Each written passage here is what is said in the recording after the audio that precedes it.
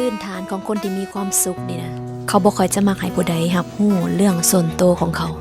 เฮากินหยังอยู่แบบใดหรือเฮารวยเท่าใดแล้ว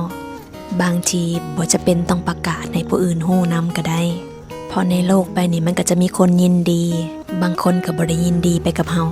และการที่เฮาบ่แสดงออกให้ไผรู้แบบนี้ก็ย้อนว่าเฮาโอเคกับชีวิตสุดๆเลยพอใจในความสุขของตัวเองแปลว่าบ่ได้แค่ว่าไผจะคิดแบบใดกับเฮาเพราะว่าความสุขของเฮาก็บ่ได้ขึ้นกับสายตาคนทั้งโลกและความสุขง่ายๆอีกหนึ่งอย่างคือการรับรู้เรื่องราวต่างๆให้น้อยที่สุดเอาจริงชีวิตเฮาแทบจะบ่จำเป็นต้องไปรับรู้เรื่องราวของผู้อื่นเลยรับรู้ไปก็เท่านั้นบ่ได้ช่วยให้ชีวิตเฮาดีขึ้นมาเลย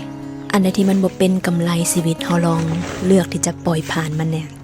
เช่นว่าเรื่องที่มันบ่ได้เฮ็ดให้เฮามีความสุขขึ้นมาเลยมันบ่ได้สร้างรายได้ให้กับเฮาหรือมันบ่ได้ช่วยพัฒนาให้เฮาดูดีขึ้นงามขึ้นหรือเป็นคนที่มีทัศนคติที่ดีขึ้นกว่าเก่าการที่เฮาปล่อยผ่านมันไปง่ายๆมันคือการคัดสรรสิ่งที่ดีที่สุดให้กับตัวเองเห็นบ่ล่ะความสุขมันคือการเลือกว่าจะรับเอาสิ่งใดที่จะเข้ามาเป็นองค์ประกอบในชีวิตของเฮาแต่กับบางเหตุการณ์ที่เข้ามากระทบโดยที่เฮาบ่ได้เลือกมันมาก่อนแต่เฮาสามารถเปลี่ยนวิธีคิดที่มีต่อปัญหานั้นๆได้เช่นว่าเข้าใจความแตกต่างทุกเรื่องที่ผ่านเข้ามาสุดท้ายมันก็ต้องผ่านไปทุกคนที่ผ่านเข้ามาก็เช่นเดียวกันสุดท้ายก็ต้องจากกันไปการมีความสุขง่ายๆคือการเข้าใจว่าทุกอย่างย่อมเปลี่ยนแปลงการยอมรับทุกๆการเปลี่ยนแปลงที่เกิดขึ้นในชีวิตเป็นการเซฟใจได้ดีที่สุดเลยเพราะอย่างน้อยๆเฮาก็บ่ทุกข์กับสิ่งที่เฮาคอนโทรลบ่ได้